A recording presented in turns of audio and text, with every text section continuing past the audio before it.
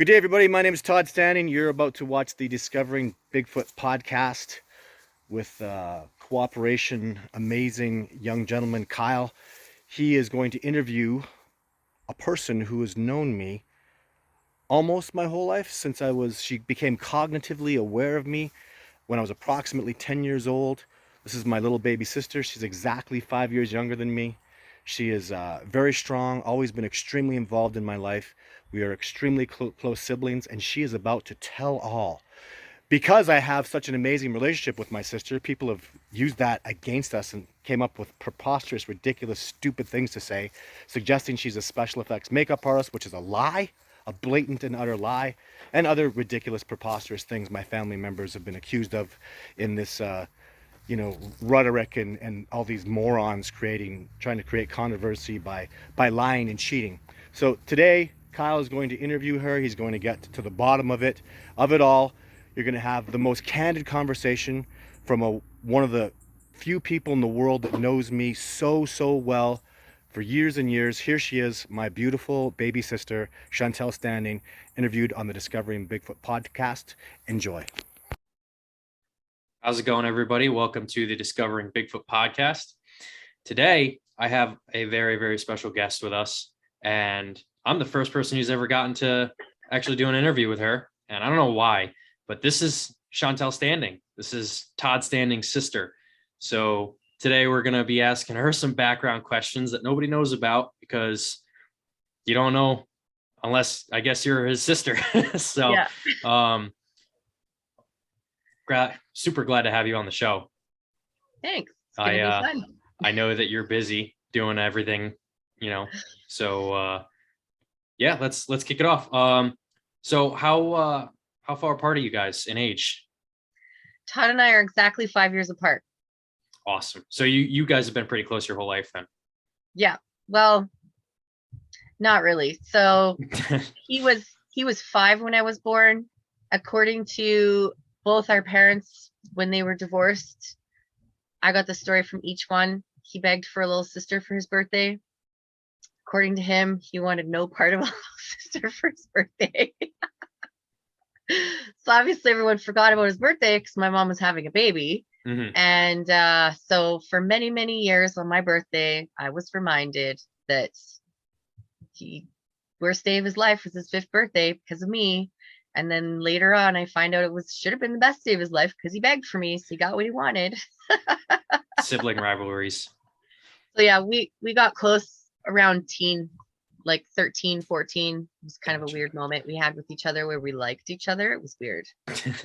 So we had a conversation and we were like, what? Oh, you like each other? Kind of went well. Yeah. What the heck? Yeah, I got an older sister too, so I know how it is.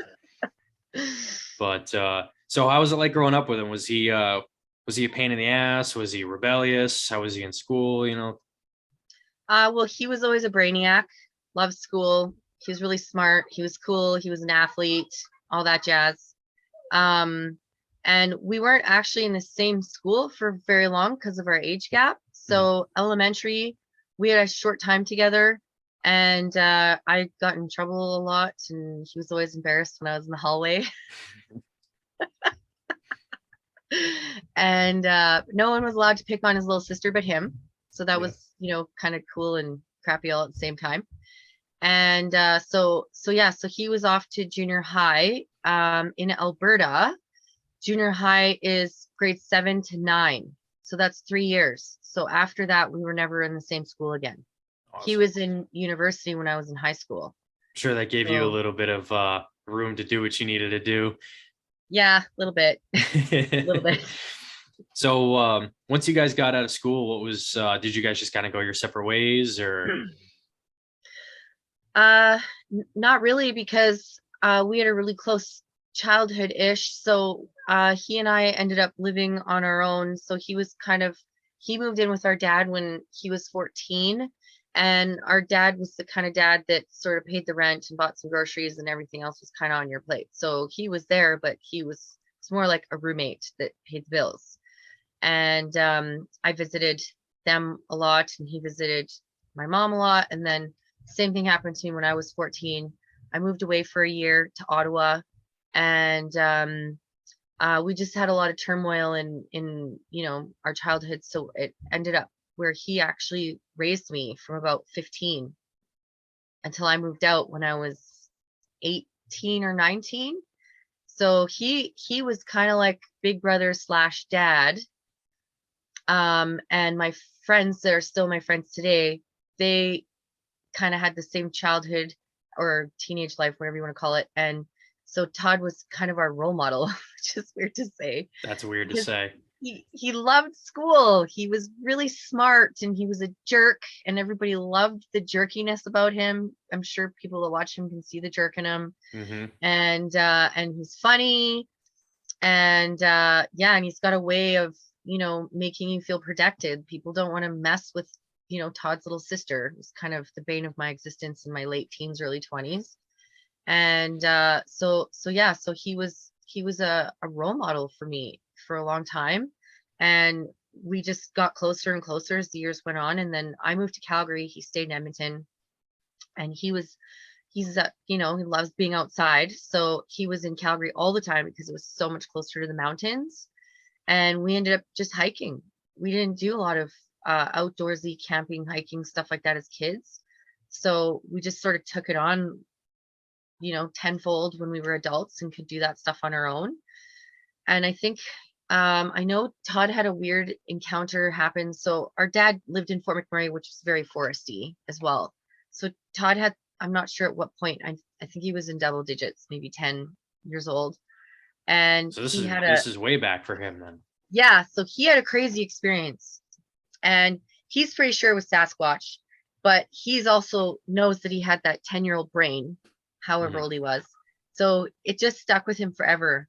And he loves animals. He's not afraid of, bears and stuff like that. So it just stuck with him. And, when he went to university, he took behavioral sciences and psychology. And he also took film production, screenplay writing, stuff like that, which has helped him with his documentaries. But he just never lost connection with that feeling he had. So when he would go as adults, we would go play in the forest and stuff. He was already trying to figure out how to track.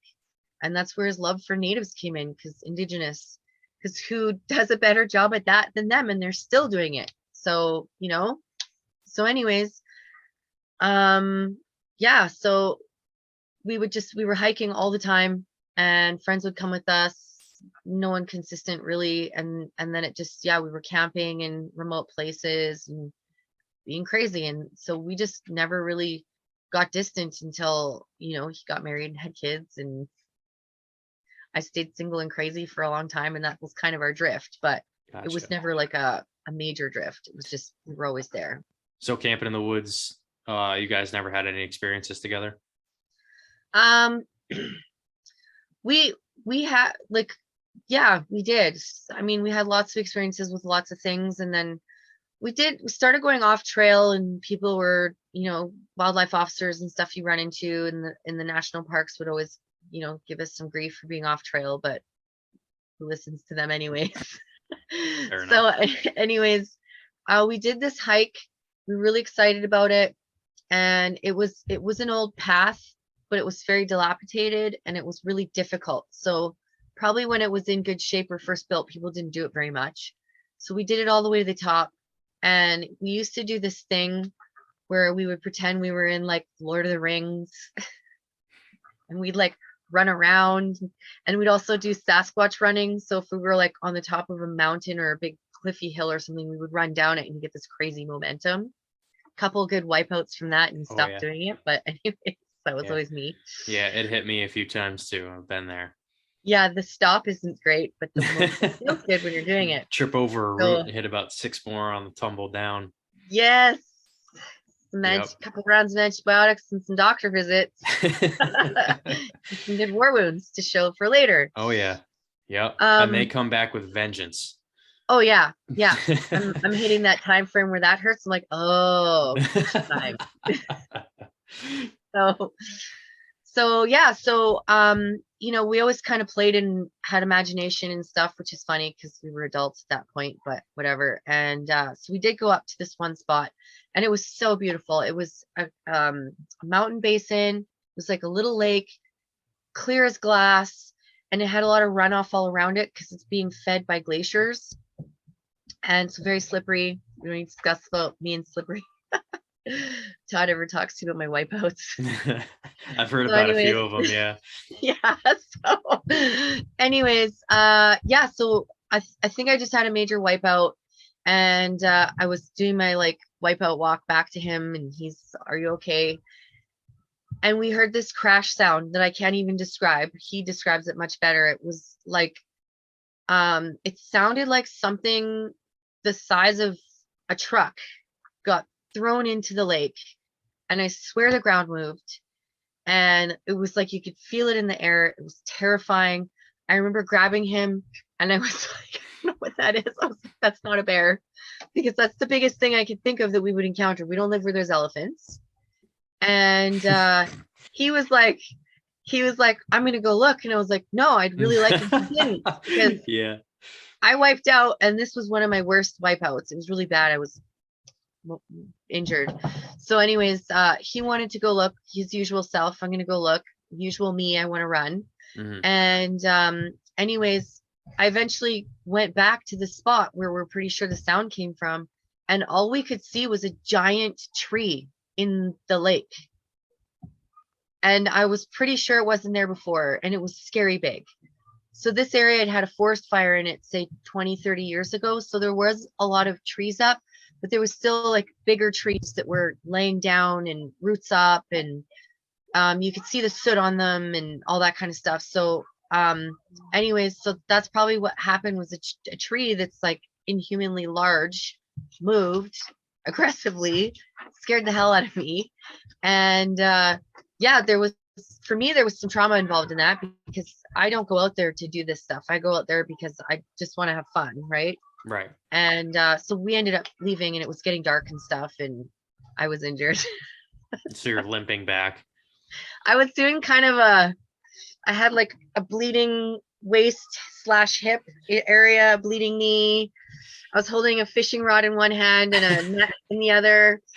And when I slipped, all I could think of was, "Don't hit your face, because then you're unconscious and Todd's really mad at you." So I had knuckle damage on this hand because I hit a rock on that one, and I think I hit the wrist here. So I literally was like, yeah, it was pretty Yeah. bad. Couldn't So- cough or sneeze for a long time. Ooh, yeah. Yeah, it's always bad when it's always the worst falls when you have something in your hands too. Yeah, and you always sneeze and cough the most when you shouldn't. So yeah, rib pain. Anyways, I Yeah. survived. He did yell at me. He's yelled at me lots. When I fall, he yells at me because he can't carry me down the mountain. Yeah. I'm not a small girl. So anyways, that was the first major thing that happened. And after that, I started to second guess, our silly ideas about going off trails and really high up and stuff like that. So Right. that was, So I see I that had to make Sasquatch has money. been in both of your guys' life for a while now then. Yeah, so the idea of Sasquatch has always been there.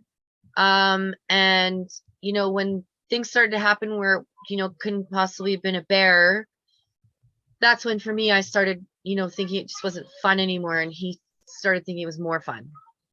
Right. Yeah. Yeah, that sounds like him. That does sound like him. I know him well enough, just Yeah. personally, that he's done some crazy stuff around me, and I'm like, what? No, we're not. No, stop! No, Don't do that. no. It's like, why? It's fun. Like, all right. You're almost 50 and you're a big ass human too. So Yeah. Yep. But yeah, no, he's a little crazy, but I think that's in part why he has such good success too, Yeah. especially with his videos. But so now that we got through kind of all that little bit of background stuff, I want to talk to you about your thoughts about him kind of going after this this crazy dream that he decided to go wander through the woods with a camera and try to Backward? get footage. Yeah. Yeah, he did that to me too in New York. What'd you think? Did he just come to you and was like, "I'm gonna go start looking for Bigfoot," or like how'd that all kind of conspire? I feel like he just has escalated into it always. And yeah, it's just never been super shocking to me. Our dad was crazy too. Like our dad never stopped. He was he's 100% where Todd and maybe myself gets our taste for adventure from. Definitely the evil Knievel in me is from him. Mm-hmm. And Todd's, you know, some people call it carelessness of his life, but whatever. I feel like we've always had that spark for adventure, and it was always stemmed from our dad. And so when he started, like, he would do things like pack a bag of potatoes. He used to have Jack Russells, and he would just go for a whole weekend. He would be gone. You know, he's always been a maniac. And when Sasquatch got thrown into it all, it just didn't seem that much crazier. You know, Fair enough. it's just, yeah, I guess, you know, when you have a crazy person in your life and they become a firefighter or a police officer, you're not really shocked about them doing it. But I mean, it's been hard for my poor mom. Yeah, I can imagine. So he went out and he got his footage. Did he come right back and show you the footage, or was it, hey, I might have got something, I got to review it, or how'd that go?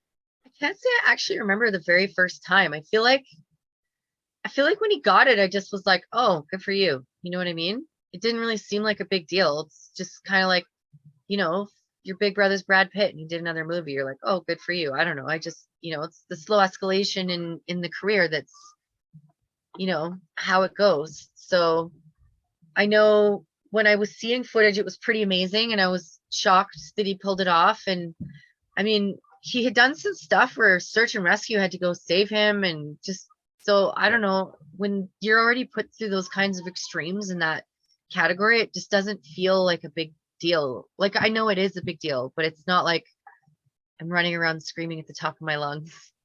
Right. And I've also never been one to, so when people ask me, what is your, you know, because I spend a lot of time with Todd, so they'll be like, oh, what does Todd do for a living? I usually just say wildlife research.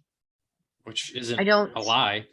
It's not. I mean, and he's created a lot of insight in wildlife in general, and his footage, he's sold so much of it because he's had such amazing footage of, you know, cougars and bears and just a lot of animals people don't get to see. They've bought it from him. They've used it in their, you know, provincial websites. I don't know if I'm allowed to say who they are, but anyway, so a lot of his footage has been used for other things. He just typically doesn't get a lot of credit for it because people that are reliable networks don't want them to know that they're using Todd Standing, the Sasquatch hunter. Mm-hmm. So, but anyways, yeah, so I can't say I was shocked. I was excited because, you know, it's a big step in the right direction for what he's trying to do. Right. And the way I looked at it was, you know, through the documentary is how I saw his footage originally. And for me, video 3, where he captures that one from a standstill to run up that hill and then across that valley, that should have been it. That honestly, if it was a little bit more HD, would have been better than Patterson Gilman. And I know that's a crazy, preposterous thing to say, that there's footage out there better than that. But if he would have had a better camera, that honestly, that should have been it. Because and the only reason why footage is better is because of the technology. Like Patterson Gimlin, the only reason why it's not more mind-blowing is because, like, they didn't have 57. I mean, they or was didn't it even 67? have. Yeah, I don't. But it's just, I should it's probably amazing. know these things. Yeah, you should more than me. Hey, we're not turning this around now. Oh wait, do we have a thing? We have a thing. What thing? Does this have Patty on it? It's got her footprint. Anyways. Speaking of footprints, what's going on behind you? So, I got to go to the 300th anniversary for Natchez, Mississippi's. That's their first annual Sasquatch birthday, because that year was the 300th anniversary of the first Sasquatch sighting in Natchez, documented Natchez. Anyways, I'm so sure jealous. I wanted to go there so bad, but continue. So super fun, amazing people, and of course, I got to meet Jeff Meldrum for the first time. Jealous. And they put that poor man's booth right beside ours. So got to know him really well. I love that man. He's so cool. I just like hearing him talk because he's so good at it, and he doesn't swear. His English is so proper. His words are so amazing. anyways, so we got footprints from him. Patty, her footprint, which is this one. So this is Jeff Meldrum's Patty print. You can see that you may be able to see it's got a crack in it. I broke it. So I do Todd's merchandise website. Surprise, I broke something. Sorry, Jeff. Anyways, so I was talking to him about it because he sells stuff, but only at festivals, and I don't know why. And I'm trying to have a site for Todd, which has been running for a while. So anyways, I asked him, why don't you sell these online? Well, they're really heavy. So this, I think, is about 4.5 pounds, which doesn't seem heavy, but in the grand scheme of things for shipping, that is heavy. Yeah. And it's a very long, oddly shaped thing, and it's extremely fragile in this area. Casting material is extremely fragile. So Jeff was saying to ship them is a nightmare because it's so expensive. You got to put all the foam in there, the special box to fit it in. Anyways, so we bought footprints from him. We got another one and a couple other things from him. And my brain started to go. And I have friends that do a lot of resin work. Anyways, so I decided I was going to make a silicone mold of Patty. And that's how I broke it, is in the mold. So I didn't feel bad because it broke after I made the mold. So anyways, then I started to play with resins. And my friend was telling me that they're ridiculously strong. Right. I don't have the heart to break one of these footprints yet, but I probably should test it out, but I just haven't. So this was my first one. Oh, looks great. Yeah. So this is the Patterson Gimlin footprint. From Patty. Yeah. So I made the resin. It's quite a bit lighter. And it's supposedly extremely durable, but I'm not breaking one. And I was able to put a picture hook in the back. Awesome. So you can hang it right up on your wall. Yeah. Great idea. So I was super excited about that. Definitely send me one. Yeah. And then the other problem I had too was picking a color, because Todd doesn't like to help me with these things. So he's happy I'm doing it. He loves my ideas. But then when I ask him for any color design advice, I just get stink eye. So anyways, this is the black one. I used black mica powder. And then I did this one second. It's a pearl mica powder. I don't know. This looks like it's kind of blurring out. It does look like a natural cast. It is. And you know what? It has all the Patty details. It's really cool. Does it have the crack in it too? Yeah, that I don't like saying it. I would say it wrong. No, I mean the crack that you put in it. Oh no. The crack happened when I was trying to take it out of the silicone mold I made. Okay. Yeah. All right. So it happened at the perfect time. So anyways, yeah, and they all have this little hook that's impressively strong. And then this is where I got frustrated with Todd, because I was like, should I do 3 colors? Should I do 2 colors? I wasn't, thinking that the white was probably the best. Might be, I don't know, but the dark walls here, that works really good. Mm-hmm. So Todd finally picked a color. This one. I like that too. Yeah, it's brown. Mahogany, I believe, mica powder. Yeah, and it turned out really nice too. So I'm super happy about them. And I did 2 test ships. We have people that live, far away. So I did, because the big part about this stuff is packaging and shipping costs. So shipping costs are a lot less if I'm able to package them the way I did. And I sent 2 out. One was received well in mint condition, and the other one I haven't heard of yet because Mr. Jeff Meldrum hasn't reached out to me to tell me he received it. He was excited to have one sent to him, but he hasn't told me about it yet. So I'm sure it made it well. So anyways, these are going on the site, still working out pricing details because of the packaging issue. Just a box alone to fit this is like $10 per box. Wow. Like people just don't realize how difficult it is to ship stuff. And so anyways, working out pricing. It's not looking like I need a box, so that's good. And then Todd is going to do a new images. Like new images, like nobody's ever seen, or? So we did the images that are currently for sale on the website that most people know of. It's the Jane and Jake, Yep. and they're autographed by Todd. Awesome. And so we sell the two together, and that did really, really well. People were so excited about those that they've been requesting more. So life's been busy because summer is just crazy for most Canadians, never mind Todd and me. And so anyways, yeah. So he's doing a Kubota image because that's a big one. That's a big one. People, you're making me laugh over there. Because people really want to see Kubota. So one of them is Kubota, but I don't know if it's been seen before or if he has some sneaky footage that he's going to bring out. But when we do post them up, which I'm hoping to do before this airs, people can have a look and maybe get a footprint, maybe get an image. All right, cool. Both. Yeah, that would be great. I'd love for him to actually show us some new footage and some new pictures and stuff. Yeah, we'll give you your footprint when you come back. Awesome. Sounds good. Because you wanted the white one, didn't you? Yeah. I mean, whichever, doesn't matter to me. I don't know if it'll hang well behind you there. Yeah, I don't really have a spot to hang it behind me, but it's all right. You could put it actually on the stars. Are you allowed to do that? Or am I gonna get in trouble for you? No, I'm not gonna do that. But yeah, anyway, so that's cool. That's going up on the website, you said? Yeah, that should be on the site by the time this airs. Awesome. Okay. So we'll get back into the Bigfoot and stuff and the beardless wonder Todd Standing.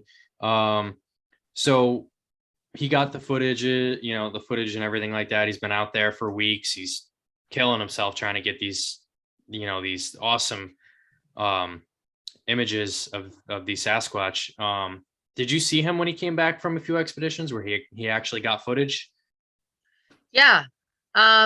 He comes back, and I think one of the big things about Todd is he's not too different from me, but when you have an experience like anything big, just big life stuff in general, it's like just quiet for a little while.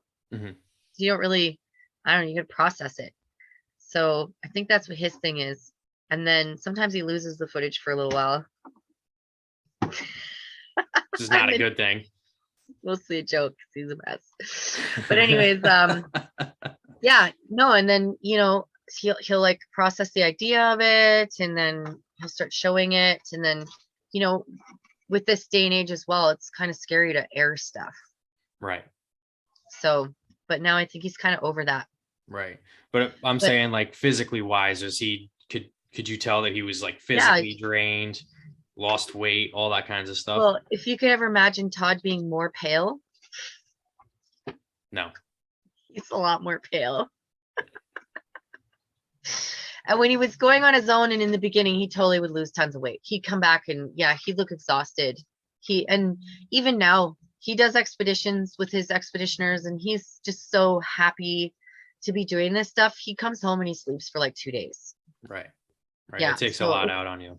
It does, because just the excitement of everything, and then the excitement of showing it to people, and he's not only showing it to people, he's teaching it to people, but he's also trying to make a presence for them and for him and for Sasquatch. And it's a lot. People don't realize it's exhausting to be constantly that excited and working that hard.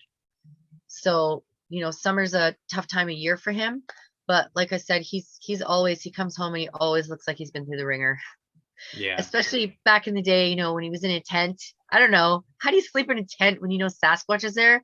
Or you've seen 5 bears that day? Like, Yeah, no, it's really dangerous stuff that he does. And like, I know I've been out there. Tent sometimes. Yeah. No, most of the time he doesn't. It's Operadium. We don't bring a tent. Yeah, I was gonna say you do that too, don't you? What's that? Like sleep by cliffs and no tent, sleeping bags. Yeah, I did that. Just sleeping bag. Yeah, you did that. Yep. Something's gonna crawl on my face. I'm gonna scream and fall off a cliff. Like, I just can't deal with it. Well, I guess since we're on this topic of you being scared and sleeping out in the middle of the woods, I know you've been out there with Todd. You got to tell us some experiences you've had with him. Have you seen a Sasquatch with him? So yeah, we've seen, I mean, for me, I feel funny still saying if I have seen one or not, because I've had some interesting situations, but it wasn't like one came out and went, hey.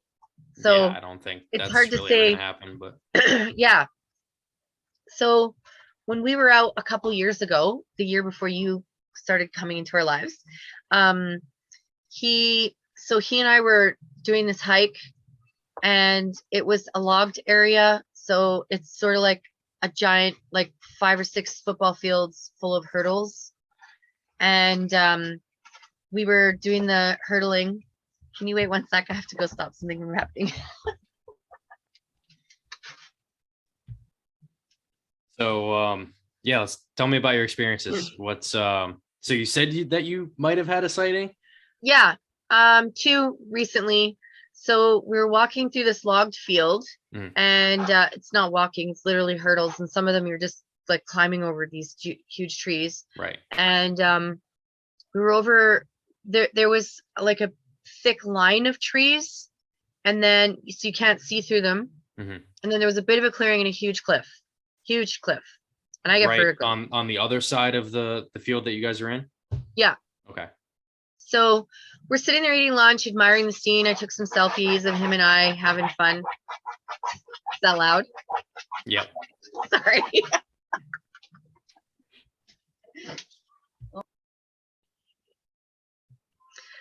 So I was taking selfies and stuff, and we finished our lunch, and then I just got really creeped out, and I realized that the situation that we were in was not smart, because I have a cliff, and then I got a bunch of trees, and then there's nothing but a whole bunch of hurdles on the other side of me. And so I just said, so Todd, ready to go? Because you don't want to tell your brother you got the heebie-jeebies.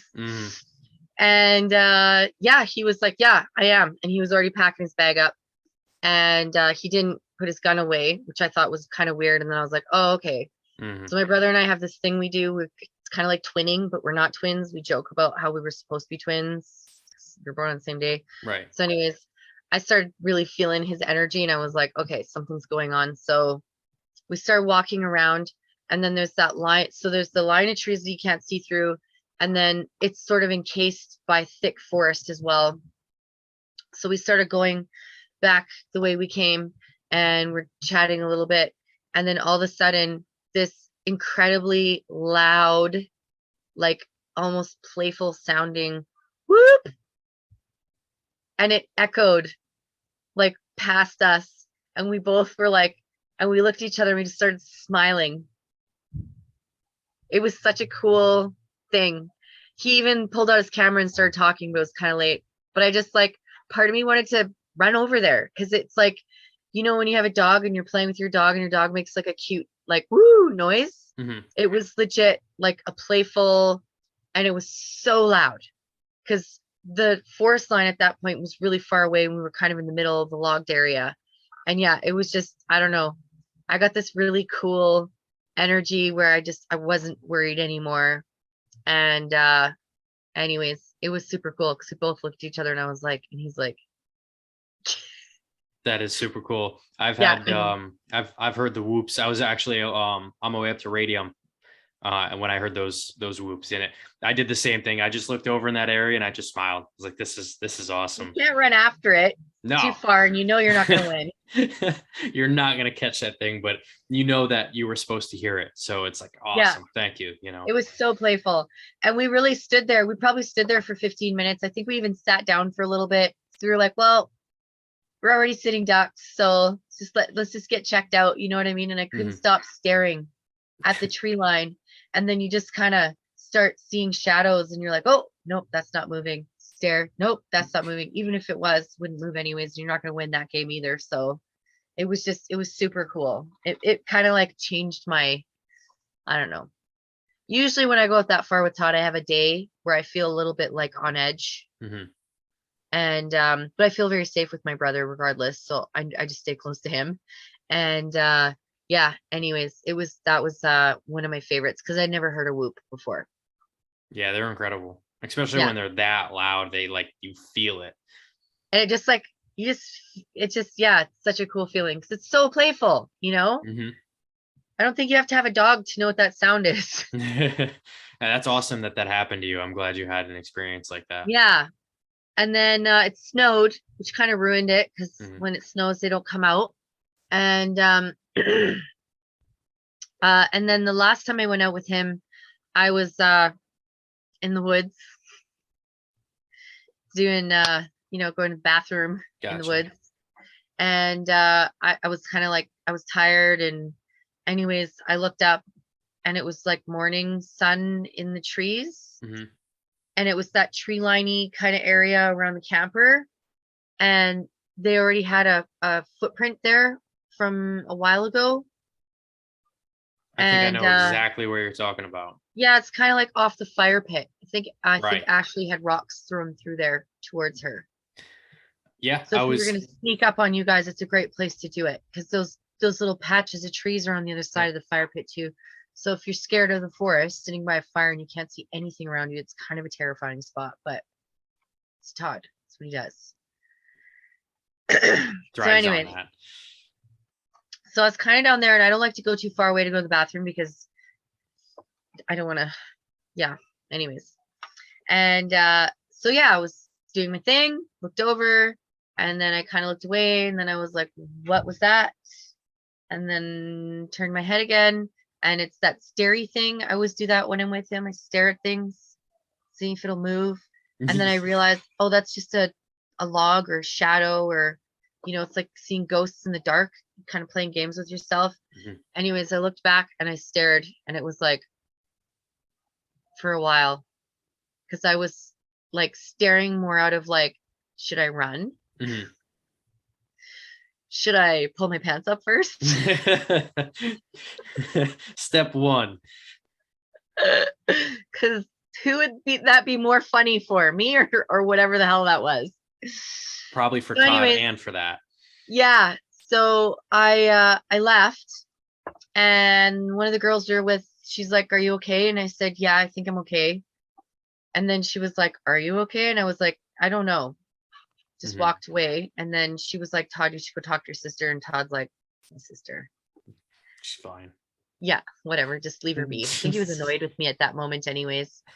And I'm always poking at him. Oh, me And too. yeah, we have to because he's a jerk. He's so serious about stuff all the time. Oh, you get that side? Yeah. I got the jerk off side. Well, I get both sides of it too, but it depends Yeah, on the situation. totally. And so yeah, so a while later I said to Todd, I was like, I think I saw something. And he always asks, like, what percentage do you think that you saw it? And I was like, 60, 70%.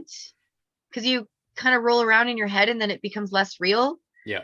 So anyways, he's like, well, where were you standing? So I went to where I was. And then he's like, where was it? And I said, in those trees. And he's like, do you see a shadow now? And I said, no, it's just trees now. Hmm. There was no, like, you just, when you look at it after, you're like, well, there shouldn't have been a shadow in there because it didn't make any sense. Right. And then he stood in it, and I was like, Mm. wow, you're pretty short over there compared to Yeah. what I was looking at. And then it became real. But of Yep. course, there was no movement, and there was no, it was just kind of like this, I got like Mm. this weird angle of a side, but not really. Right. And yeah, it's surreal. It's never what you would expect your first sighting to be. Well, and there's no blinking, there's no breathing, there's no, I didn't see like hair. I don't know. I just didn't. And yeah, when Todd went and stood in that spot, I was like, oh, wow. Did he And find then he prints there said, too? no, he didn't, because it's all that super mossy when you go past that tree spot. Hmm. And yeah, it was, that's the thing. Todd can't get a footprint. Like, keep telling him I'm on a mission. We're going to do it this year.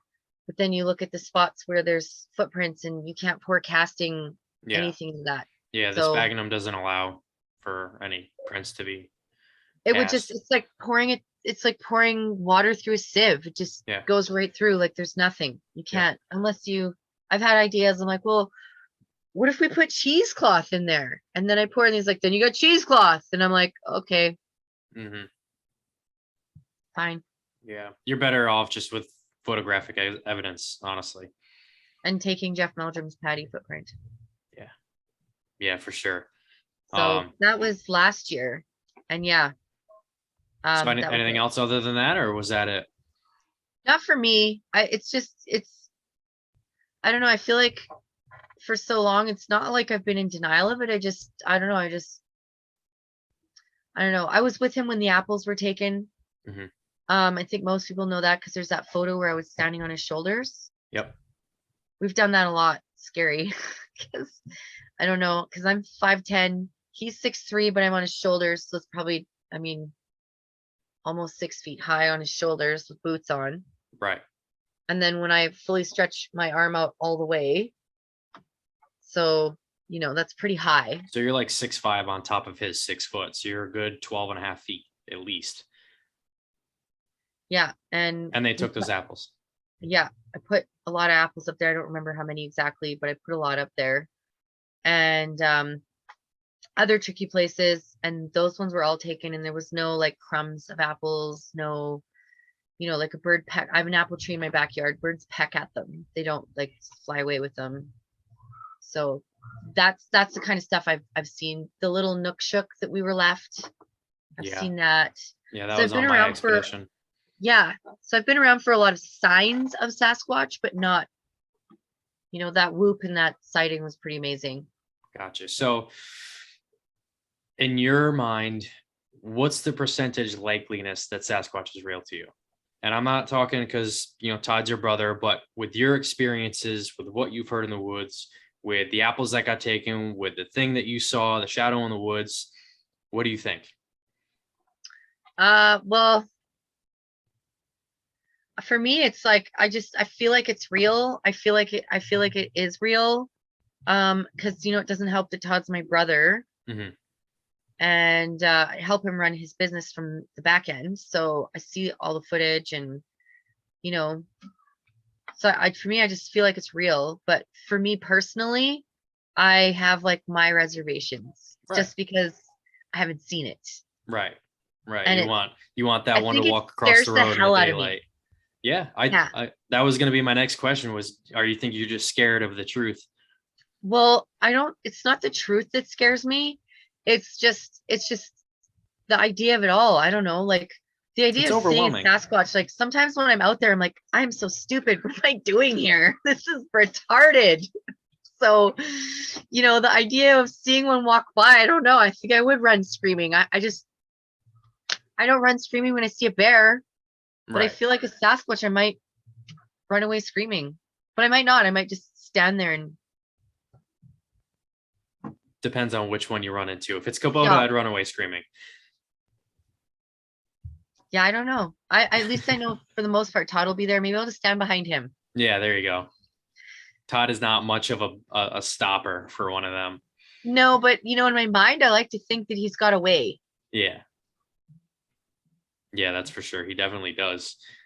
So you're still up in the air a little bit about it until you see that definitive evidence come through, other than your brother's footage. Yeah, for me, it's not really about the evidence. It's just like, I think it's just the fear of seeing one that makes me feel like maybe it's not real, because I mean, it's most of my livelihood in my life. Like Todd's been doing this since I was a teenager. Yeah. So I'd say I know it's real, but I just, it's not something I want to run towards, even though I look like I am sometimes, because I do go out with him. I've been going out with him every year now. Right. Again. So I don't know. I can't answer that properly for you, because I know it's real, but like to see one that's like, but I would like it to be like on the other side of bars, like at the zoo, I go right up to the lion. I don't really want to do that to a Sasquatch. I definitely don't want to put a Sasquatch in the zoo. I don't think that would turn out good for anybody. No, definitely not. Because I think more than likely they are sentient, and that would be just, it'd be like putting a human in the zoo. Right. Right. So are you skeptical of your brother's evidence? No, no, I have no issues with his evidence. So you know that Jake and Jane and all the footage that he has is 100% legitimate and real, but you Yeah. still have that. It just didn't It's happen to surreal me. as hell. It's surreal as hell. Yeah. Seriously, to me, it's surreal as hell. But it's real. I mean, of course, it's real. I'm just Go trying to ahead. help I know you're myself leading up and to some more everybody else. questions. Everybody else who's listening is like, what do you mean? You have all this footage and all, you've seen all this stuff and you've had all these experiences. Why can't you just say, yeah, like I know in my heart that they're real? Oh, I do know in my heart they're real. For me, I feel like because I haven't physically seen one yet, for like, aside from what I just said, it feels weird. Saying most of what I say feels weird. So, it's like if I saw a UFO fly over my head, I'd be like, oh, they're real. But then it's like, am I crazy? Mm-hmm. Yeah, So, I think that's a lot of how people are. They just have that yeah, reaction where it's like, no, that didn't just happen, and they block it out, or they're like, it could be, but until one yeah. walks out in the daylight and waves at me and walks to the other And, side and shows gives me prints, and a big hug. yeah, Hey, Shani. that's what Woo, it takes that for stinks. people, I guess. It Yeah. probably would stink. For me, yeah, like for me it's real, but honestly what's I think harder about answering the question is it's not a question I subject myself to being asked very often. Right. So it's weird to answer it because there's not really words to describe it. To me it's real. I see it on Todd's videos, and I've seen him go through all the stuff that he's gone through with people watching the videos, and so it's more just like I have my brother's back because of what he goes through and how crazy he seems. And I never doubt the realism of Todd's footage. I never doubt what Todd does to get his footage. There's been a lot of fear when your brother goes missing in the forest, if you're ever going to see him again, stuff like that. It's been a major roller coaster ride being that jerk off sister.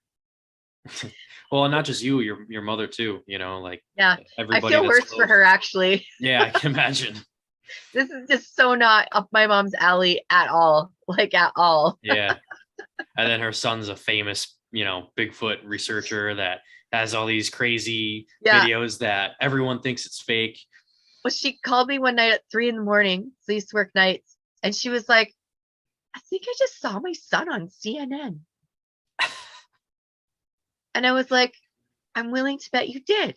So the next day, Todd, were you on CNN? And he's like, oh, did they actually air that? And we're like, yeah, they did. That was before he got like super mainstream. Yeah. Gotcha. And then people being like, Chantel, so do you know a guy named Todd? Yeah. And then I'd be like, what paper is he in? And they'll show me a paper, and I'll be like, yeah, that's my brother. And they're like, we never knew that about you.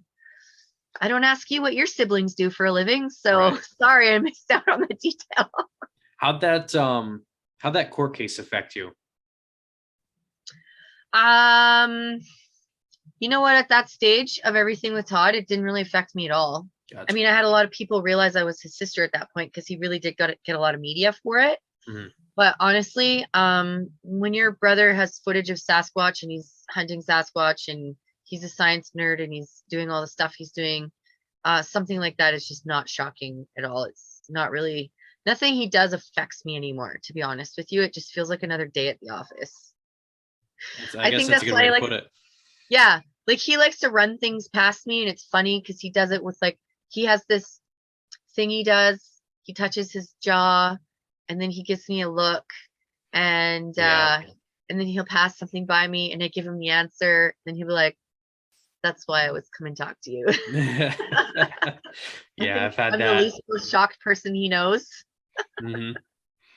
Like even you still get excited, and I'm like, "Yeah, whatever, sure. Just let me know when you're doing it." Yeah, that's for sure. How much backlash did you get being involved with that whole thing? Have you gotten any videos or anybody commenting, having you involved in videos or just involved in the whole process? In the beginning, I had more people were definitely trying to get into my Facebook account.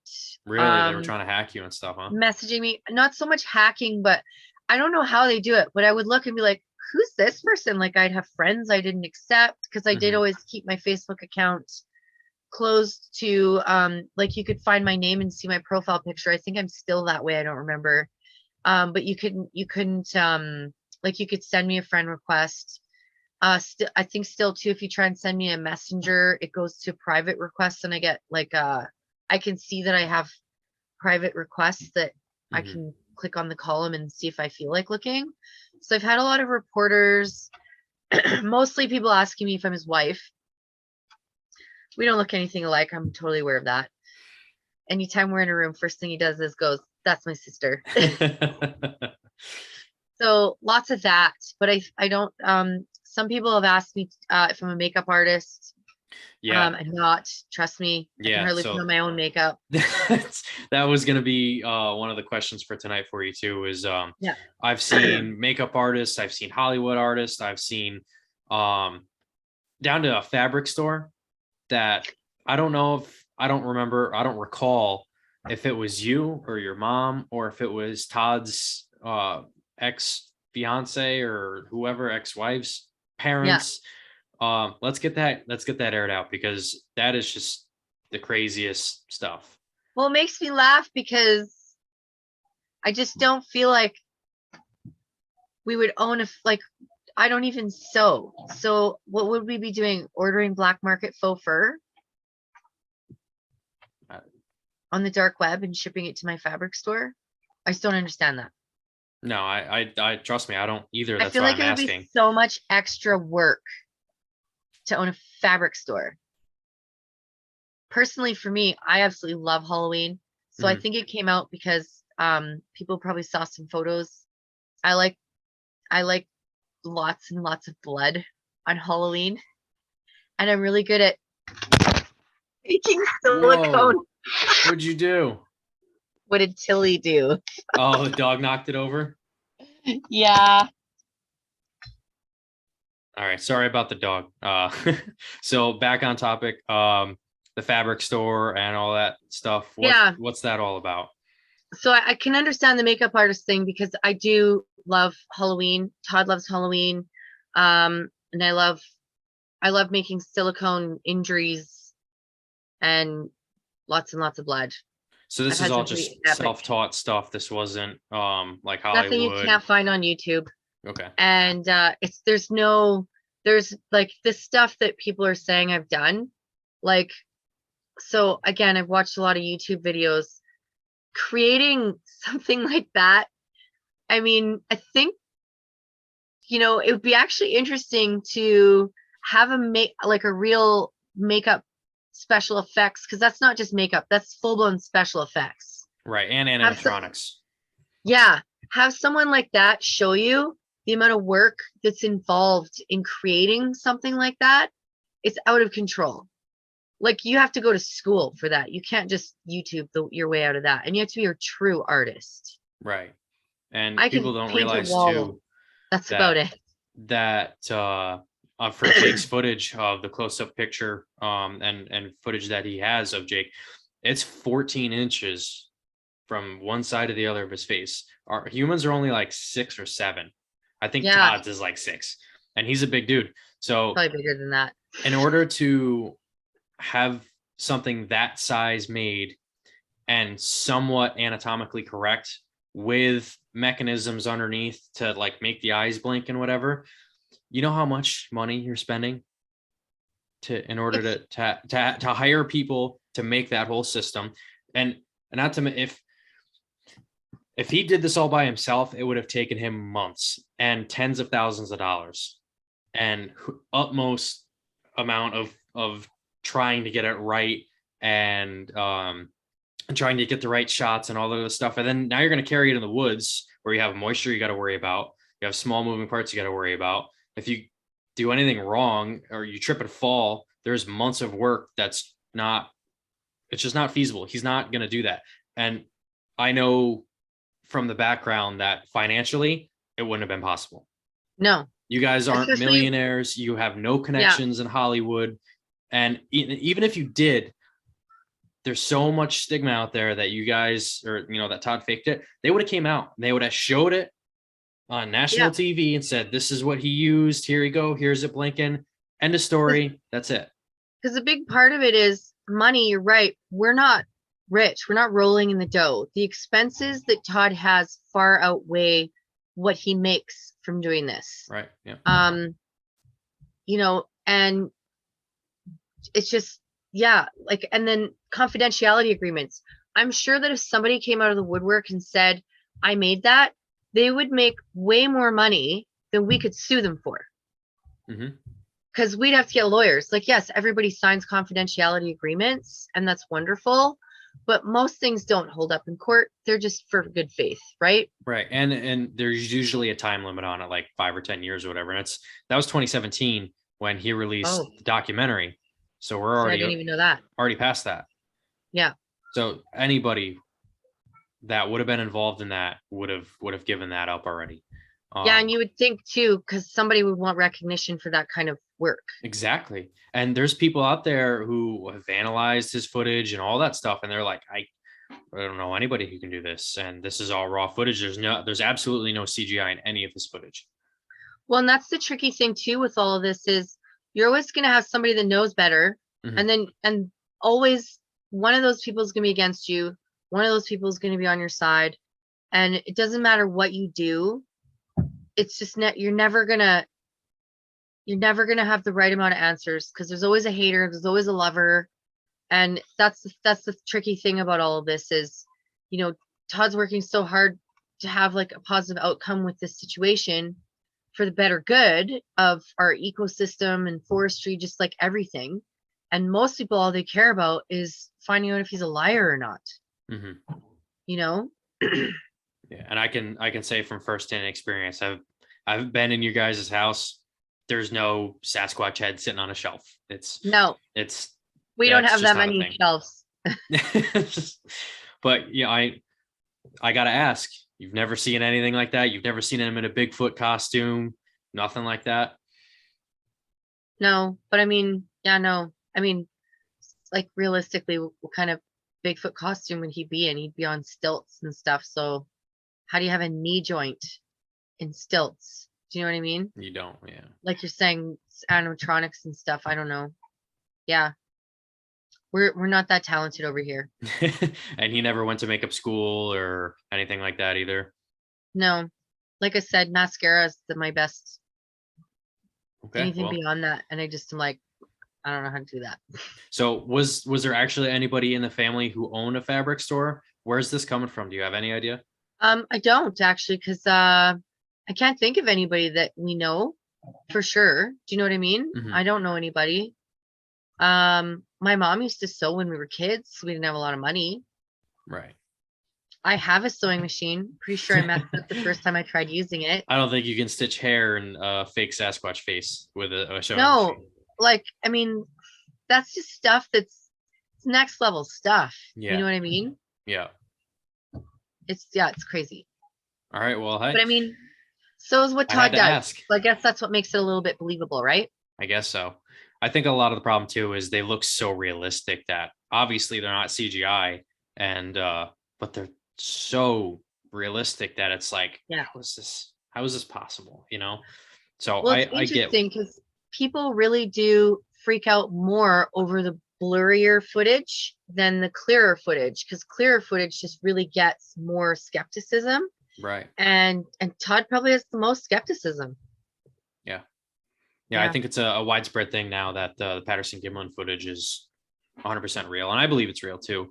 So does Todd. Well, I don't know if Jeff Meldrum has his presentation on YouTube or anything, but it's outstanding. It's absolutely outstanding. Like, honestly, if I wasn't in the position that I was in watching, Natchez, Mississippi, and seeing his presentation, like, all I would have to do is see that, and I would absolutely believe that Bigfoot is real. His presentation is just, honestly, no one could have done it better.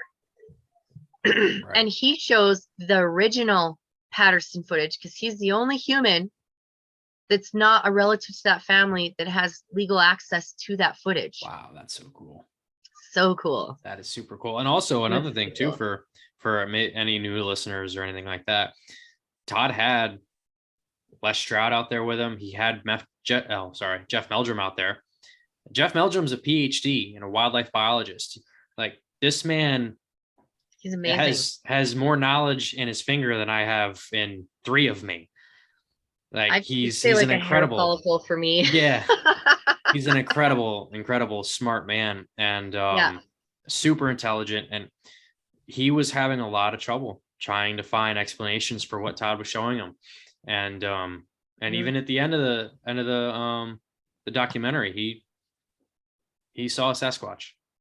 He might not admit it. He might not admit it.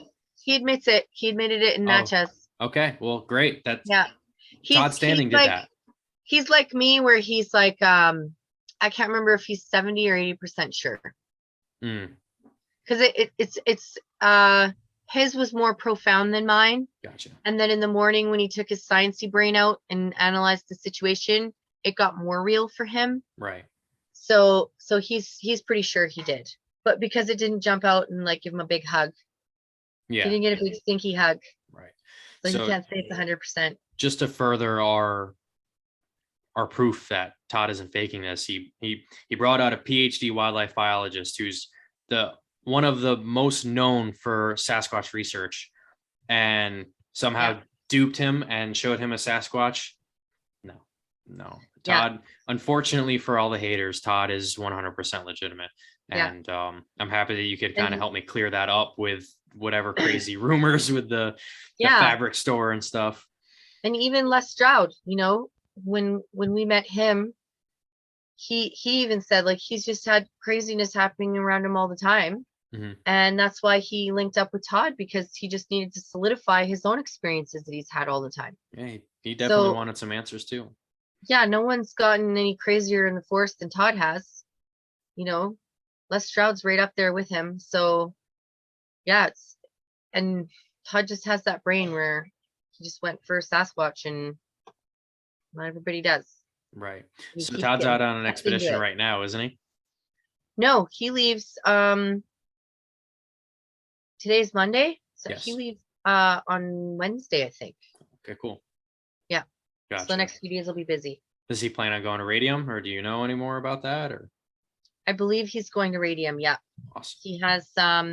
He has an American, a U.S. citizen, however you want to call it. One of you.